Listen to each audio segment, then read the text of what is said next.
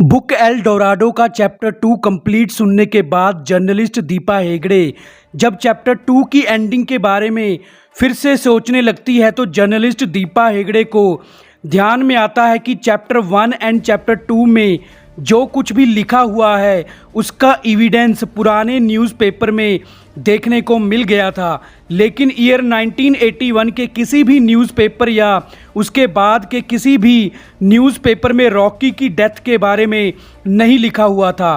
Rocky जैसा monster इतनी आसानी से नहीं मर सकता।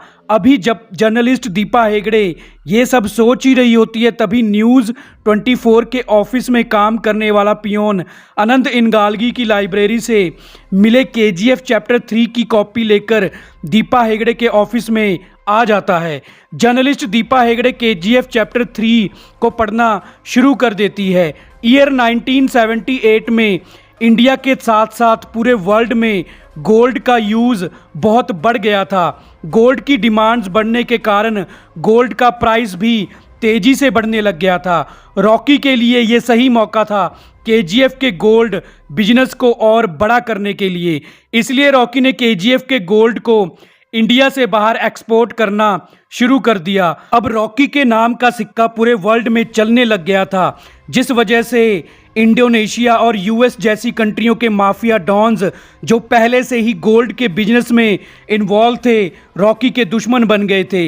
इंडोनेशिया का एक माफिया डॉन ने रॉकी के गोल्ड को जकार्ता के सी पोर्ट पर शिप पर ही कब्जा कर लिया। रॉकी के आदमी उस हमले में मारे गए। अब रॉकी का 120 metric ton gold Indonesia mafia don के कब्जे में था। जब इसके बारे में रॉकी को पता चला तब रॉकी अकेला ही इंडोनेशियन सी पोर्ट पर चला गया। रॉकी ने अकेले ही उस माफिया डॉन के अड्डे पर फायरिंग करनी शुरू कर दी, लेकिन इस हमले के बारे में इंडोनेशियन नेवी को खबर मिल गई। लेकिन इससे पहले इंडोनेशियन गवर्नमेंट सी पोर्ट पर पहुंचते रॉकी ने उस माफिया डॉन को मार दिया और अपना गोल्ड लेकर इंडिया वापस आ गया।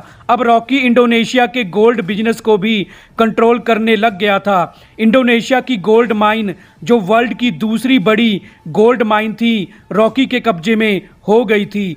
पूरी दुनिया में अब जो कोई भी रॉकी के रास्ते में आता, रॉकी उसको मार देता।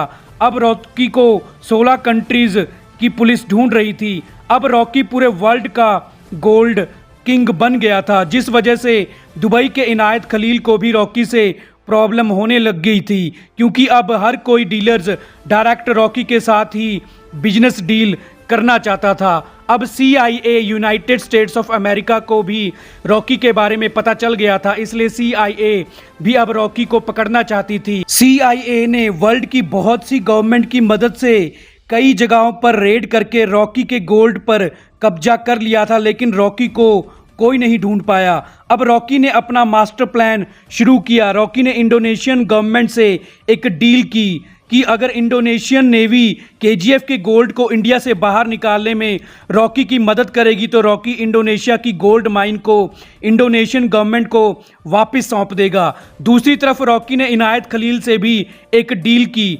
रॉकी ने इनायत खलील से कहा कि अगर इनायत खलील अफ्रीका से लाया गया 500 मीट्रिक टन गोल्ड रॉकी को दे देगा तो रॉकी इनायत खलील के रास्ते से हमेशा के लिए हट जाएगा। इनायत खलील मान गया। फिर रॉकी ने केजीएफ का सारा गोल्ड इकट्ठा करना शुरू कर दिया और गोल्ड की सप्लाई बंद कर दी। इस सब के अलावा रॉकी ने अपने एक कमांडर को भी अपनी इस प्लानिंग में शामिल कर लिया था, मतलब फरमान को, जिसको हम केजीएफ चैप्टर 2 में देख चुके हैं। फरमान असल में मरा नहीं था, फरमान जिंदा था, जिसको रॉकी ने उसकी माँ और दुनिया से छुपा कर रखा हुआ था। फिर जब रमिका सेन के कहने पर इंडियन आर्मी ने केजीएफ पर हमला कर दिया तो रॉकी केजीएफ का सारा गोल्ड लेकर इंडियन ओशन में पहुंच गया। रॉकी ने इंडोनेशियन नेवी को फैक्स करके इसलिए बुलाया क्योंकि इंडोनेशियन नेवी रॉकी की मदद केजीएफ के गोल्ड को इंडिया से बाहर निकालने में करने वाली थी और यूएस नेवी को रॉकी को पकड़ने रॉकी के ही फैक्स मिलने के बाद इंडियन ओशन में आई थी। लेकिन वहां इनायत खलील भी गोल्ड लेकर अपनी शिप में आ गया था।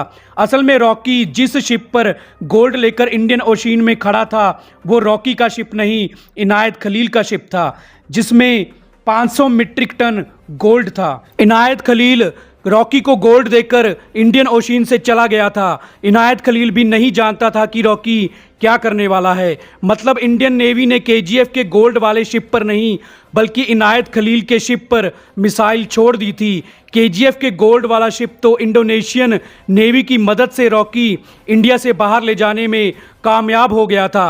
रॉकी के इंडियन ओशियन में गिरते ही फरमान रॉकी को वहां से ले गया, जबकि यूएस नेवी को लगा कि रॉकी उस हमले में मारा गया, लेकिन 20,000 फीट गहराई में गिरने के कारण रॉकी की लाश नहीं मिली और गोल्ड भी नहीं मिला।